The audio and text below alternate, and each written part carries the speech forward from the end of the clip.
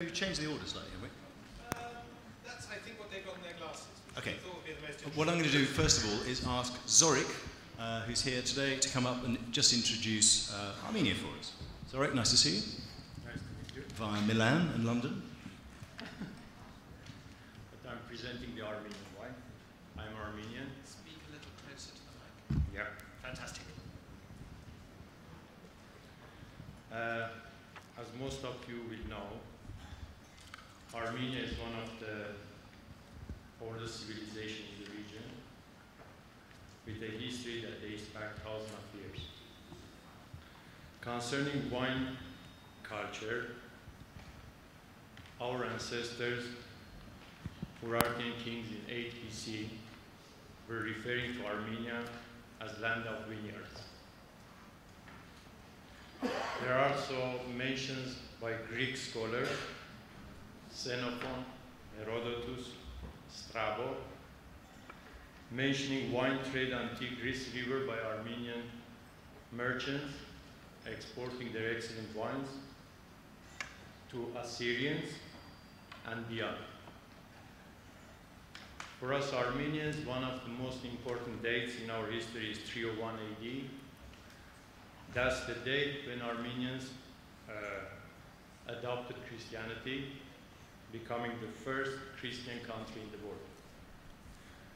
By doing this, wine becomes even more important because it's used also in religious rituals. This importance is evident also in Armenian illuminated manuscripts and on the relief of sculptures in monasteries that there are nowadays in Armenia. I just talked briefly for 2 discoveries, then I talk about today Armenia.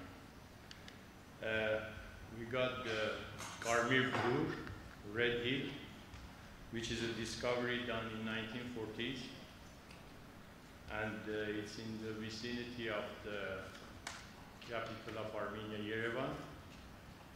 They found 400 large amphoras buried under the ground, and this proves that the wine industry was well developed even 3,000 years ago in Armenia. But the most important is the RNE1 cave, discovered a few years ago. This cave is considered to be the world's oldest wine production facility.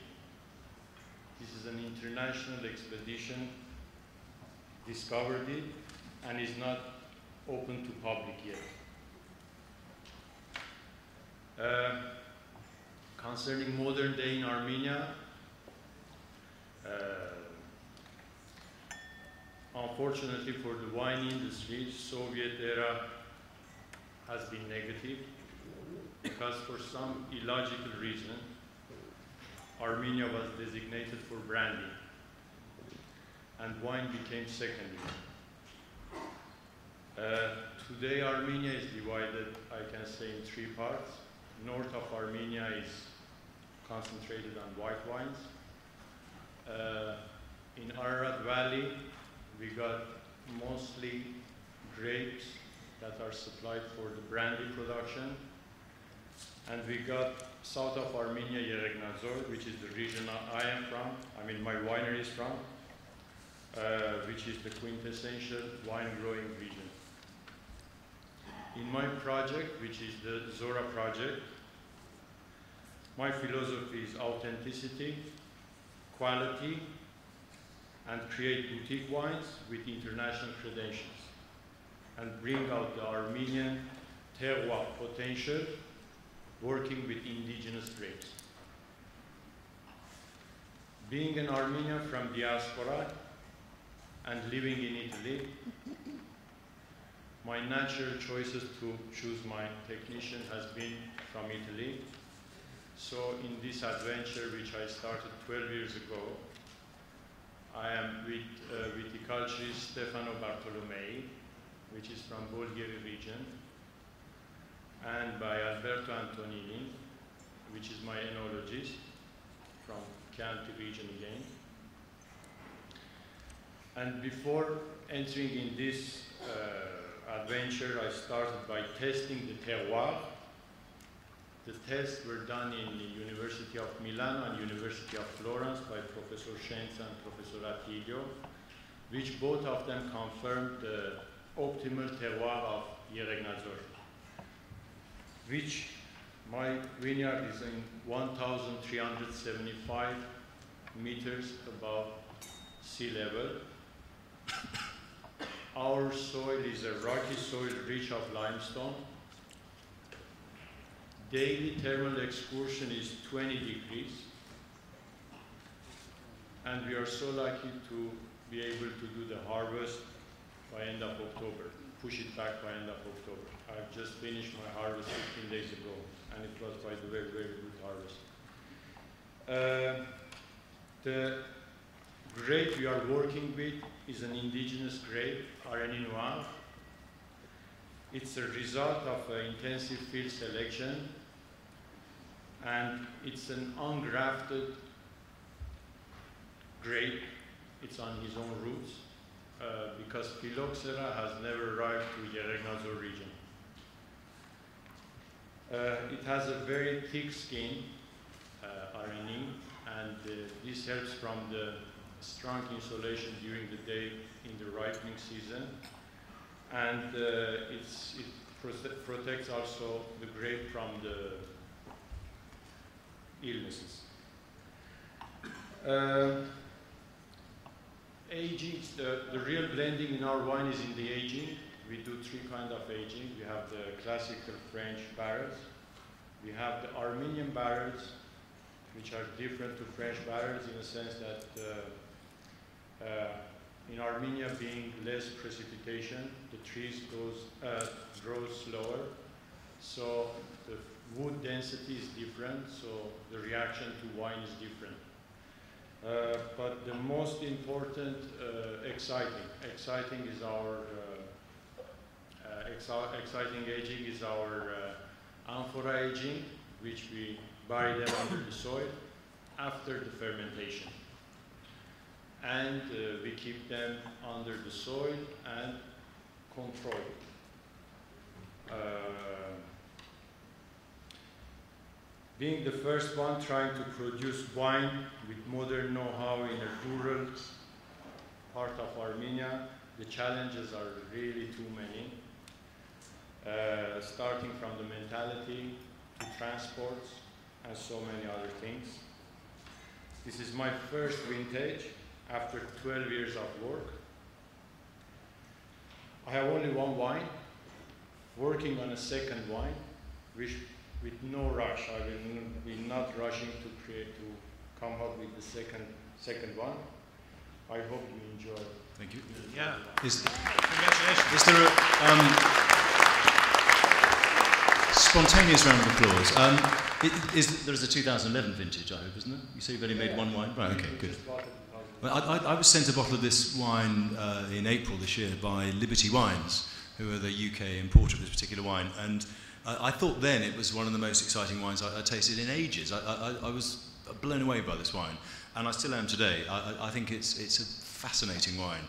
I'm also very interested in all this, the DNA research that's going on, and eventually I suppose we'll work out exactly which of these varieties is which and who's related to whom and all those sorts of things. Part of me kind of doesn't want to know though, because I rather like tasting these varieties and think, well, no, that reminds me a little bit of this or a bit of that.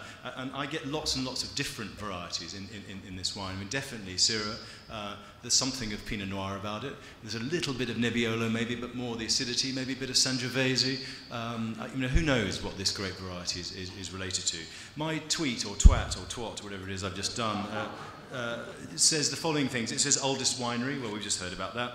Altitude versus latitude. Well, Armenia is actually on the same latitude as Barcelona and Naples, which are pretty hot places. But I said altitude versus latitude, so it's altitude that basically compensates for that latitude. The average altitude in Armenia is 1,800 meters. The lowest point in the country is 380 meters. USSR brandy, under the old Soviet Union, they decided, as they often did in a slightly boneheaded way, that Armenia should produce brandy and that Georgia should produce wine. So even today, 90% of what Armenia produces from grapes is actually brandy. Then I said indigenous GVs, or indigenous grape varieties. There are about 500 of those. Another wonderful fund of grape varieties, many of which I hope are in José's book. Zorik was saying to me he thinks that about 30 to 40 of those are made commercially. So, again, an unbelievable fund. Ararat Valley, well, that's the main wine region, and I think about 75% of the grapes in the country are grown there. Mushali, which is a white grape variety, is the most planted grape variety. That's the next bit of my tweet. Then Areni Noir, which is this grape variety we've just tasted here. Foreign expertise. Well, we talked about Alberto Antonini. Paul Hobbs, many of you will know, who's a California winemaker who started at CME and Robert Mondavi and now does a lot of consulting in Argentina, is a consultant to a new project which is just beginning now. It's got some vines in the ground. And guess who's there too? Michel Roland. Is there a single country on earth where Michel Roland is not a consultant? He's even in Armenia. So it's what? Poland. Ah, he's not a consultant in Poland. There we go. We found somewhere where Michel Roland doesn't feature. Great. And the last one, my last bit of my tweet, UK, that's true. Who would want to consult in the UK? Sorry. Poland, right, there we go. Thank you. Asked to be heckled and you get heckled, really. And the final thing I put in was Zorah, because I think this is the future of Armenian wine. I mean, it's an unbelievable wine. So thank you very much for bringing this wine along to share with us, because it's delicious. Tim, I think Jose. Another comment or question? Yeah. Jose here has a comment on the grape. Right. Wonderful. Jose. Hello. Oh, hello. Well, I'm Jose Buyamo, the happy author of the Wine Grapes book, together with Jancis Robinson and Julia Harding. Can people stop plugging their books unless we ask them to plug their books? But thank you for plugging it again. Right. Okay. Okay. Yes. I'm not going to disappoint you. Okay. I have already analyzed the DNA of Areni, and it has a unique DNA profile. Ah, you've done it already? Yeah, it does not match any other variety. Brilliant. It is 100% indigenous to Armenia, lucky guys. And I agree with you, it is a fantastic wine, and I tasted some other wines from Areni with some friends blind, and everybody was saying Nebbiolo. So you're right about the comparison. But Areni is unique, and it would require much more work to understand its origin, its parentage, pedigree. I'm here for you guys to do that. Thank you very much. And it is a brilliant book, folks, so we can plug your book, but you can't. But I think Nebbiolo, but the pepper spice and the elegance, to me, is almost Northern Rhone Syrah-like. I mean, if I were given that blind, I don't know where I'd put it. I think any budding masters of wine candidates in the room, we won't put that in the exam. Actually, we should, shouldn't we? Everyone will fail. No, his performance this morning, Justin Hurd-Sneed, would get it absolutely right. Did we mention limestone soils? We did, didn't we? Again, God, I love limestone. Isn't just limestone brilliant? I mean, doesn't Gary Vaynerchuk get people to lick bits of chalk or something when they're tasting wine? It's difficult. It's a geeky word, minerally, isn't it? And it puts people off. But some of these wines just are very mineral, and I really get that from two things.